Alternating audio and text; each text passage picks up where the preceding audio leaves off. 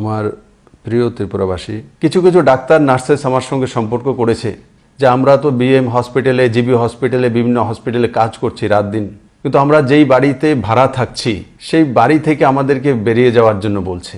আমি সবাইকে নিবেদন করব, কোনো ডাক্তার, নার্স বা হসপিটালের স্টাফ বা মেডিকেল স্টাফকে যদি আপনার বাড়িতে রেন্টে রয়েছে তো তাকে বাড়ি থেকে তাড়া না করা।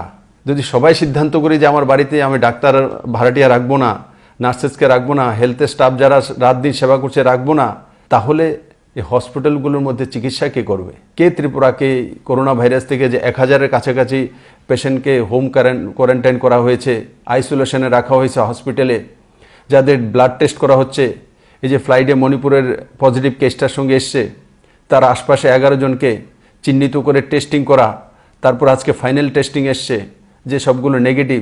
যদি আপনি বাড়ি থেকে বের করে দেন তাহলে টেস্ট কে করবে? ওরা নিজের জীবনের ঝুঁকি নিয়ে প্রাণ বাঁচানোর কাজ করছেন। তো এই সময়ে ওনাদেরকে বাড়ি থেকে বের করে দেওয়া এটা কোনো রাস্তা নয়। ওরা অলরেডি সেফ, তাদেরকে সেই ব্যবস্থা করেই সরকার কাজে লাগাচ্ছেন। আমি আপনাদেরকে বলি, এই ধরনের যদি কমপ্লেন কোনো জায়গা থেকে আসে আর কোনো ডাক্তার, নার্সেস, স্টাফ যদি দেয় তাহলে সরকার তার উপরে আইন অনুসারে ব্যবস্থা নেবে। কারণ অ্যাপিডেমিক ডিজিজ অ্যাক্ট লাগু আছে।